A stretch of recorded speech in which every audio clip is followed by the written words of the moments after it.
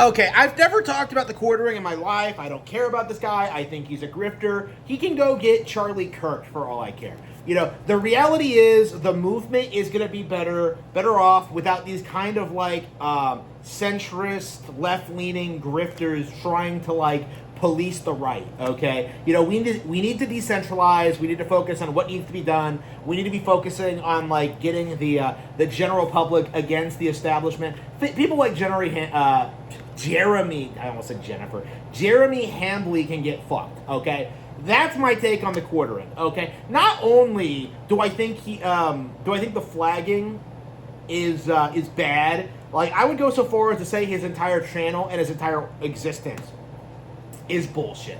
Okay, Jeremy Hambley is a fraud and always has been. So with that being said, I have nothing else to say. You know, that's it. You know, that's all I say. Just don't pay attention to the quartering. Don't talk about him. Let his channel die. Let him like collapse under the weight of his own body mass. Okay, like his own failing businesses, his own dying YouTube channel. Like, let's just ignore this guy and move on. That's all I had to say. But other people are like jumping all in on the quartering hate, okay? You know, people like ReviewTechUSA are making videos trying to insert himself in, right? You know, ReviewTechUSA, he's making all these clips. He's like, hey, Jeremy, I'm at the gym. And I'm just like, what? He's doing my bit. Like, he's legit doing my bit. I saw this and I was just like, what is he doing? What is he doing? So, like, again, like, I look at his channel and he's like, he has been talking about the quartering quite a lot ever since the controversy broke, you know? He's doing his thing where he's gloating, he's shit-talking the quartering, he's acting like he's not the kind of person that goes after his own critics, you know? He's trying to do this thing where he's trying to grift off the situation, and it's just like, Rich, nobody even knows who you are, okay? Like, what does Jeremy Hambley, the quartering, have to do with tech?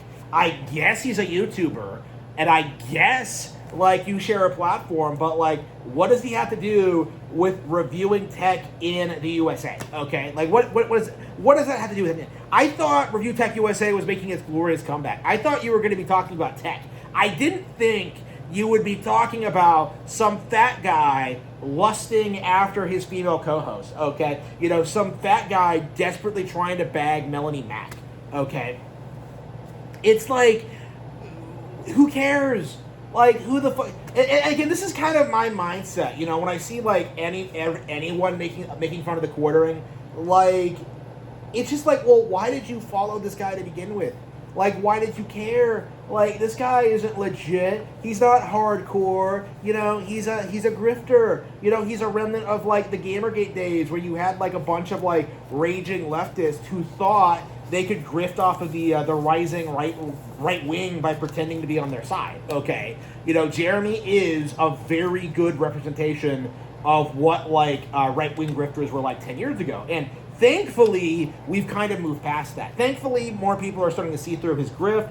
People are starting to, like, address certain things. People are starting to, like, you know, ask very real questions about his, like, personal beliefs and his politics and, like, what he does, you know, like, again, to me, this is just a house of cards collapsing, okay? This isn't really about the flagging, right? To me, this is just Jeremy reaching the natural conclusion of, like, the conservative grifter, right? Where you get exposed for being a fraud, and then you just desperately try to maintain your relevancy with what little fans you have yet left, right?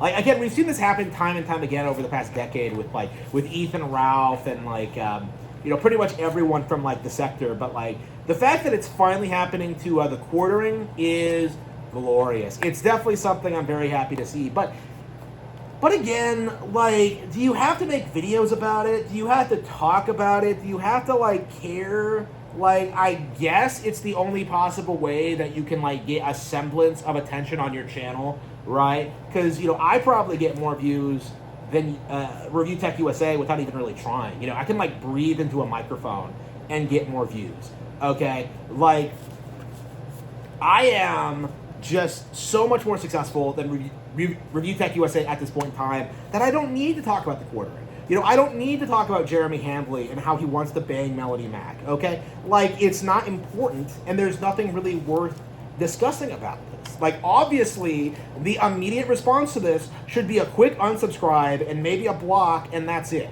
Okay? Like, that's really all you have to do. Okay?